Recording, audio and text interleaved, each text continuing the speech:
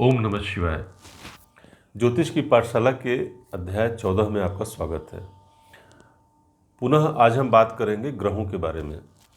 ग्रहों के बारे में बेसिक नॉलेज हमें अत्यंत आवश्यक है यदि हम फलित की बात करना चाहते हैं, फलित को समझना चाहते हैं।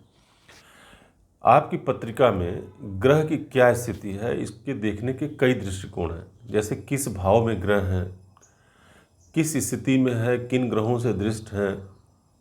इसके अलावा ग्रहों का षडबल यानी ग्रहों के बल को जानना अत्यंत आवश्यक है, क्योंकि फलित में वही ग्रह काम के होते हैं जो बली होते हैं। तो इसके लिए हम षडबल देखते हैं। आने वाले वीडियोस में हम षडबल की भी बात करेंगे, लेकिन उस षडबल में से एक बल होता है दिग्बल।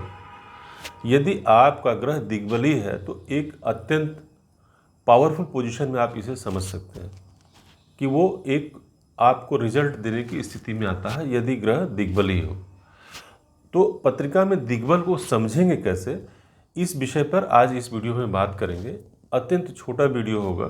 दिग्बल बहुत बड़ा चैप्टर नहीं है, लेकिन इसको समझना अत्यंत आवश्यक है, क्योंकि दशाएं अंतर्दशाएं जब चलती हैं तो हम प्रायः सोचते हैं कि ये जो ग्रह हैं इनका अनुकूल फल हमें प्राप्त क्यों नहीं हो रहा है। इसका एक कारण ये है कि ग्रहों के दिग्बल, यदि ग्रह दिग्बलहीन है तो इस स्थिति में उनके प्रभावों में निश्चित रूप से कमी आती है। दिग्बल बहुत छोटा चैप्टर है, इसे आइए हम समझते हैं। आगे बढ़ने के पूर्व हमेशा की तरह आग्रह कि यदि आप ज्योतिष और वास्तु के विषय पसंद करते हैं तो इस चैनल को अवश्य सब्सक्राइब करें, क्योंकि मेरा प्रयास रहता है कि ज्योतिष और वास्तु के विषय को एकदम आसान शब्दों में आप तक पहुंचा सकूं।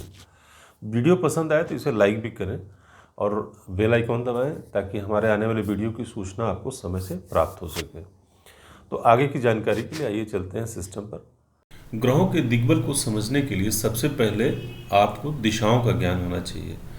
कोई पत्रिका आपने सामने रखी है तो उसमें किधर कौन सी दिशा है ये समझना अत्यंत आवश्यक है। जैसे अब उदाहरण के लिए सामने एक पत्रिका है। इस पत्रिका का प्रथम भाव ये है, दूसरा भाव, तीसरा भाव, चौथा भाव, पाँचवां, छठवां, सातवां, आठवां, नौवां, दसवां और एकादश भाव और ये द्वादश भाव, ये कुंडली के भाव हैं। तो ये जो प्रथम भाव है ये आपके कुंडली की पूर्व दिशा है। तो यहाँ पर हम लिख देते हैं ये पूर्व दिशा है। इसका ज्ञान हमें अत्यंत आवश्यक है। जब हमने पूर्व को समझ लिया तो बाकी दिशाएं तो अपने आप सेट कर सकते हैं। दक्षिण दिशा ये हो गया पश्चिम, और स्वाभाविक रूप से अब ये दिशा हो गई उत्तर की दिशा। तो ये चार दिशाएं हो गई। तो जैसा कि हमने बताया कि सबसे पहले आपको पत्रिका की दिशाओं को समझना अत्यंत आवश्यक है, तब आप दिग्बल समझना आपके लिए एकदम आसान हो जाएगा।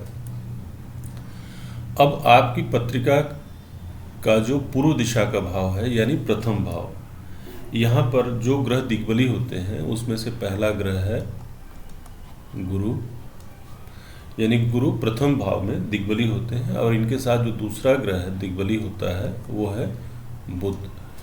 यानी अगर किसी की पत्रिका में, स्वयं आपकी पत्रिका में या किसी और की पत्रिका में यदि प्रथम भाव में गुरु या बुध हैं तो आप इनको दिग्बली समझिए कि उस पत्रिका में ये दोनों ग्रह दिग्बली हैं।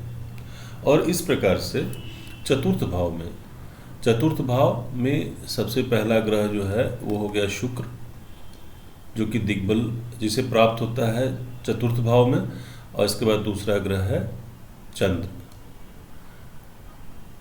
इन दो ग्रहों को चतुर्थ भाव में दिग्बल प्राप्त होता है।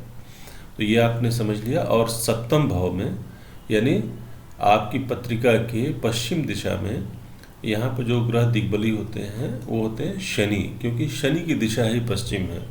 अगर आप वास्तु के बारे में भी थोड़ा सा ज्ञान रखते होंगे तो जो पश्चिम दिशा है ये शनि की दिशा है।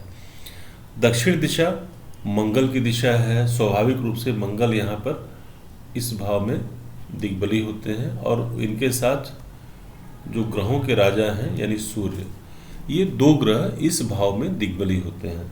तो जैसा कि मैंने आज के प्रेजेंटेशन में सबसे पहले ही बताया कि दिग्बल से अगर कोई ग्रह दिग्बली है तो निश्चित रूप से ये आपके जीवन पर बहुत प्रभाव डालता है। तो एकदम आसान सा सब्जेक्ट है, मैं समझता हूँ कि बड़े कंफर्टेबली आपने इस सब्जेक्ट को समझ लिया। इसमें सबसे पहले आपने पत्रिका की दिशाओं को समझा कि ऊपर यानी लग्न की तरफ पूर्व दिशा होती है।